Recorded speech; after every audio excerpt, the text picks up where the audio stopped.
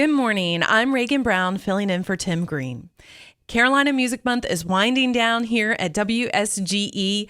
We have been featuring artists from North and South Carolina here on the Independent Artist Spotlight. Today, we're going to chat with the Mood Kings. They are a power rock trio based here in the Carolinas and also happen to be last year's winners of our 91 Seconds of Fame contest. We're going to learn about what they've been doing over the past year. They have a new release that we're going to hear, and also they're going to announce our winners of this year's 91 Seconds of Fame. So stay tuned. Good morning, gentlemen. Thanks for being with us. Good morning, Reagan. We're fortunate this morning to have all band members present. Let's meet the group and find out what they play. First, let's start with Herman Ospina. Hi there. I sing and play for the Mood Kings. I play guitar and I write some of the songs. And Joey Townsend. Good morning, Reagan. I play bass and do vocals as well and do my 33% of the songwriting too. And Mark Schwartz. Yeah, I'm the drummer of the band. Glad to be here with everyone, and also am the genius and visionary for the band. First, let's talk about the musicians' experience in the Carolinas. It was about this time last year when I would say music venues started reopening and feeling a little more positive about the future. Mark, tell us how the Mood Kings' past year has been going as we've been recovering from the COVID-19 pandemic. So the Mood Kings, we've been together coming up on about 8 years now. And the past 2 to 3 years have been some of the craziest times for us, just trying to figure out how to make everything work, continuing to make music, being in the studio, booking shows, and all of that. And so the last year has been really a gift for us because as things started to open back up, we've seen people really embracing live music again, getting back out into venues, buying tickets, going to shows, and really just being reinvigorated by live music. But before that, when COVID was strong, all the venues, and certainly in Charlotte and North Carolina and South Carolina, were struggling, and people got really creative in that time. They figured out how to do live streaming. We all figured out how to do Zooms. The thing about all of this that reminds me is that musicians and music and artists, they find a way to survive. Yes, I agree. Now, overall, how do you think the cultural economy is doing in the recovery? Are you getting more bookings? Are you back to where you were before COVID? Joey, why don't you start? It's funny you bring that up because it's just beginning again. It feels like, Reagan, we have shows in succession coming up here throughout the fall, which is going to be the longest run of shows we've had in a couple of years. There's a couple of parts to it for us too. It isn't even just the live shows. The recording studios were shut down as well. And there are some great studios in town. We couldn't get in, couldn't do any recording. We had to be creative in our songwriting, but we had to wait. Some of the songs we'll be talking about today really came out of COVID starting to end and things starting to open back up. But even then, just even last year, it was kind of difficult to get time in the recording studio to get those songs put together. So we were fortunate that we had a very controlled bubble of a situation that allowed us to do that. This time around, it was even more available. And, so it's not just the venues, it's the recording studios, it's being able to go to your music stores. It's all finally starting to come back together. And on a personal level, I came out of COVID needing to hear live music. So I've probably been to more concerts in the past 6 months than I have in the past 3 or 4 years because I wanted more of that too. I am right there with you. I have been so happy to be back out in the live music scene with other people who enjoy the same music as me. It's been so nice to get back to what we knew. Exactly. Are venues able to offer the same compensation as they were before COVID? It's a little subjective and it's a little nuanced because of the types of things that we try to do. We're real big advocates of trying to do what we can to get people to shows. So we focus maybe a little less on a cost of entry as we do quality merchandise, quality shows, getting people to come in and support us in other kinds of ways. We've done some things from a fundraising perspective, even for ourselves, that are new and different for us, to allow us that opportunity to keep creating music. It isn't even just venues as a concept around the financial recovery. Mark, what are your thoughts? Even though there's a lot of technology and we're in the 21st century of how to make music and get music distributed, and anybody with a home studio can really be on Spotify. It's a crazy kind of world. At the same time, the Mood Kings, we've kind of taken it back to the old school days of how people build a fan base, and that is just one person at a time. So we are doing things like on this run of shows that we've got coming up, we've got several house shows on the schedule. I'm just bringing in a small, intimate group of folks and is building a fan base of small people over time who love our original music. And are you seeing audiences come back? Are they feeling as reinvigorated as you are, Joey? Oh, that's a great question. I think that we'll be able to answer that question a little better here in the coming months. We've got quite a few shows planned coming up. We are absolutely hoping we're going to see the same amount of people come out as were coming to see us pre-COVID. What did it mean to your group to be the contest winners of 91 Seconds of Fame last year? What meant the most to us, Reagan, was we've actually been playing music together probably about 35 years since we were teenagers. And this reincarnation that is the Mood Kings still somehow maintained a loyal fan base from our original hometowns. What was so special about your event was you reached out to your audience and said, hey, come out here and listen to it on the show, come out here and vote.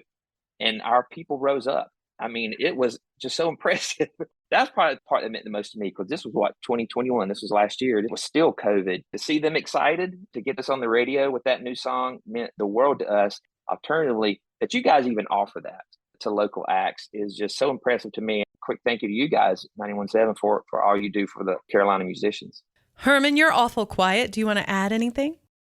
It's just super cool. It's always such an electric feeling when you hear your song on the radio. I mean, we got that when we were 16 years old, fortunately, and we're still getting that. Let's hear your song that convinced our audience to vote you as winners. This is Dust and Bone by the Mood Kings on the Independent Artist Spotlight on 91.7 WSGE. I wonder if you'll read these words out loud alone or in a crowd without making a sound. It may come as a surprise to learn of my demise, but you never were that wise. Or was it my disguise? Saying goodbye for the last time, but you shouldn't feel alone when we all die for the first time. We go back to dust and bone. She's sweeping up the floor while he's dusting up the shelves. Is this our true selves? Will they buy it if we sell? Headlights in the drive, quick put on your mask. If it's not too much to ask, how much longer will this last? Saying goodbye for the last time, not staying here, I'm going home. When we all die for the first time, we go back to dust and bone. Dust and bone. Saying goodbye one last time.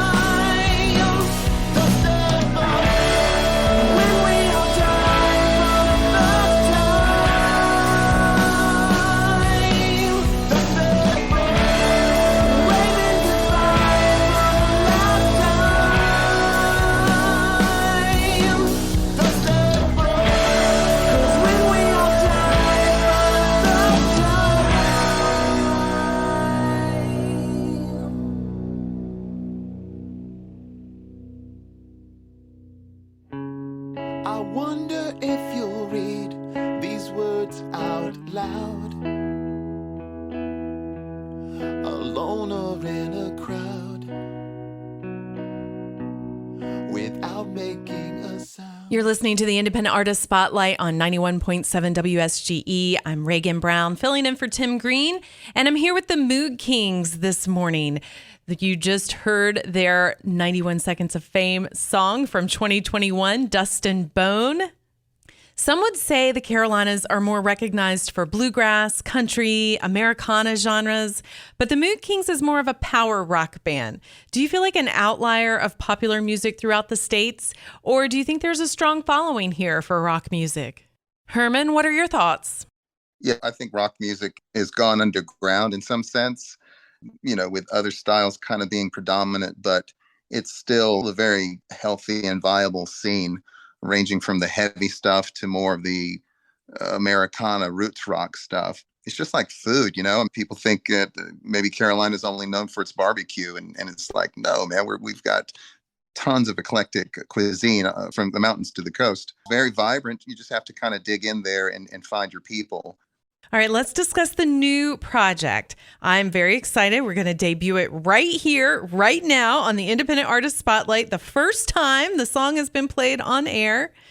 The song is titled Patches of Blue. First of all, who wrote it? I did. That would be Herman. Yep. Well, tell us about it. What does it mean? Oh, I don't know. No. Actually, the song is quite old, and it was just a group of songs that I'd written a long time ago, and they kind of just hung out there. And that was one that was mentioned a few times while we were doing some songwriting workshops. And so we broke it out and started working on it, and it became much better than the original version with the collective addition of the guys chiming in. But as far as what the song's about, it's vague, specific, I would say. With the lyrics, you can kind of read into it. It's definitely about someone who's looking for hope, looking for something better than what they're currently getting in their situation. And they're kind of questioning the other person in the conversation. What would it be better if I left? What if I stayed? And the chorus is just a lift, kind of setting your eyes on a brighter horizon where there's patches of blue and there's something lovely and perhaps something that's more healing. All right, let's hear the latest from the Mood Kings. It's not out officially until September 2nd, so you're hearing it first on the Independent Artist Spotlight on 91.7 WSGE. This is Patches of Blue.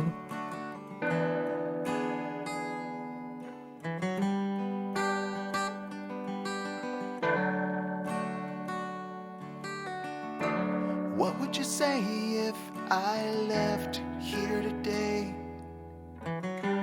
Would you be here tomorrow? Would anything change if I stayed anyway?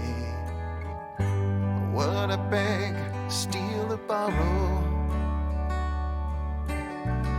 Sometimes I'm feeling like there's no concealing, and I don't believe in me. I found a way out from this hate and self-doubt. Gotta cut and run, break free.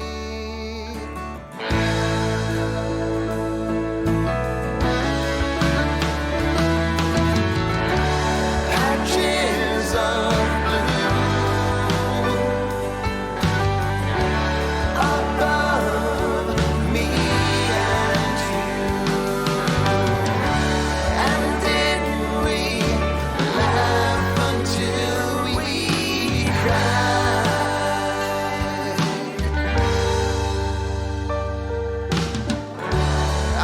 trade these old memories for something new, something free.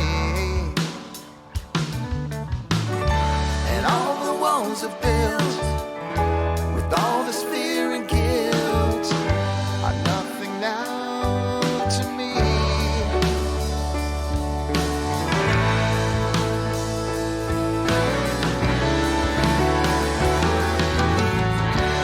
Patches of blue above me and you, and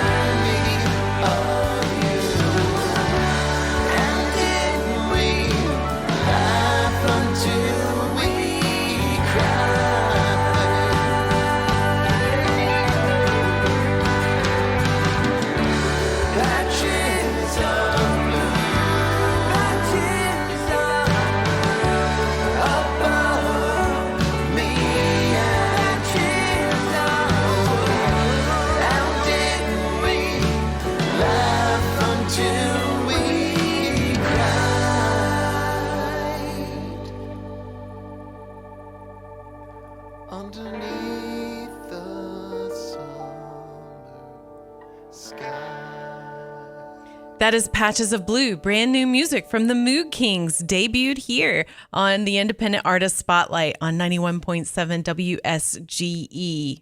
Mark, is this song part of a new album you're producing?